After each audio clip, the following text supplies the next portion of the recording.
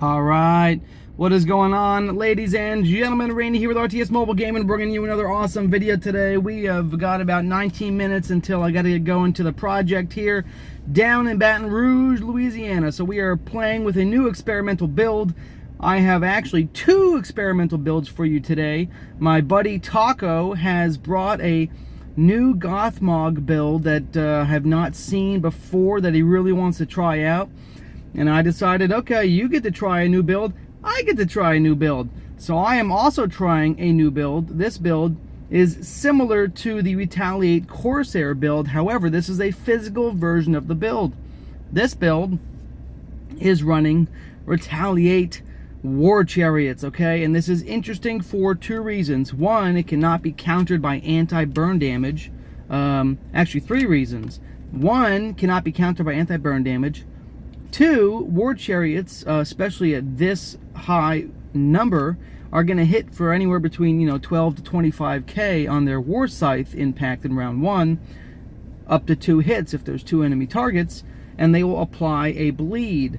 The bleed damage can be activated by Retaliate. So every time the War Chariots trigger their Retaliate ability, if they do Retaliate on one of the 2 targets that are being bled, it will trigger whatever the bleed damage is. So this could be an enormous amount of additive damage. In addition, War Chariots are just crazy tanky. Unless you're running Bow Knights, basically, these guys are monsters. Bow Knights, of course, will shred them because they're large units, and then whatever other anti-large axe throwers and things like that.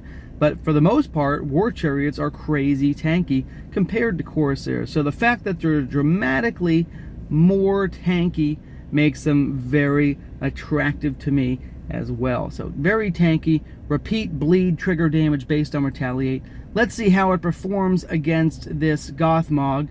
And as I march in these 22 seconds, I will go ahead and show you the gear. I guess it's the same gear as my Retaliate Corsair pretty much. We have Retaliate Reckoning here with Retaliate. Then we have Great Plate of the East, which I could actually probably switch out. This isn't even the best item for this anymore. I should probably use something with more defense on it. Easterling Helm, right? And then we have Palantir of Orthanc to really maximize the damage. So, let's see how this looks. Here we go. Here's the report, ladies and gents. Oh my goodness, it looks like I got whooped. It looks to me like I got dominated on. Oh my goodness. I got smoked. Daddy got smoked. Okay, let's check this build out. Look at this. Look at the damage output. The did not get a whole lot of damage output here, but an enormous amount of damage output from this enemy Gothmog build. Nice Gothmog Taco. Let's take a look, guys. This is so interesting. Okay, so first, gear-wise, he's got about plus 23 defense to his units. HP wise, he's got plus 4 HP. Okay, all right. I mean, Reapers, right? So what's the bulk of the damage coming from? The bulk of the damage is coming from the Reapers, which is interesting because they're dealing physical damage.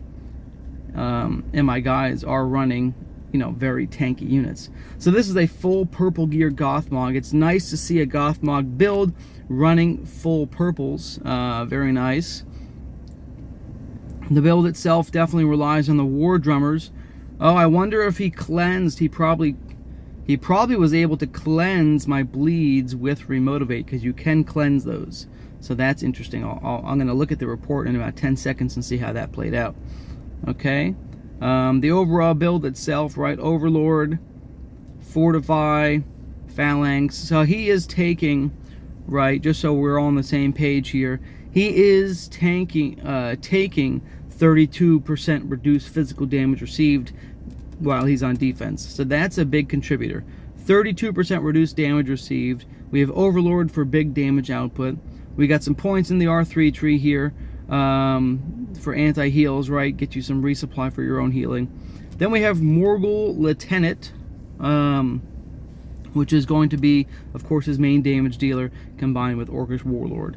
So Orcish Warlord combined with Fortify and Phalanx, he is taking 46% reduced damage for his orcs.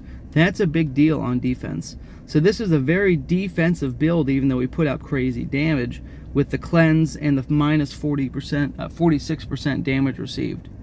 Let's look at the gear real quick. The gear is pretty standard, nothing too crazy, right? Purple gear manipulate's going to be really strong, and then worn out smoking pipe. All right, let's take a look at the first couple rounds. So again, he has minus 46% damage received right now. Okay, huge damage mitigation. Black Serpent only has minus 43% damage received. So nice to see a tier 2 commander really jumping on that damage mitigation background. Okay, so the War Chariots are retaliating, not as high as I would like, because there's just so much physical damage mitigation here. Okay, let's see the scythes coming in. What? That can't be right. This scythe damage cannot be right. Oh no, he manipulated me. Oh my god, this is what did it, guys. The manipulate did it. He manipulated me just before I put my war scythes into action. So these are going to deal almost no damage. Oh my god, look at this. Look at how little damage it is. Oh, in my testing on PvE, it was like 12 to 1500 damage for the bleed ticks. So that manipulate really got me. Combined with the 46% damage mitigation, he really smoked me. The Reapers here, guys, in round 2, right? They got the War Drummer bonus for 14% bonus damage. They're hitting for 13k. And I'm just getting no... Oh my god. Oh my god, Manipulate's so strong. Manipulate's so strong against a single stack like this.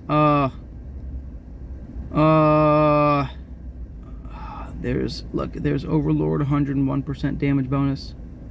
Oh, that's so rough.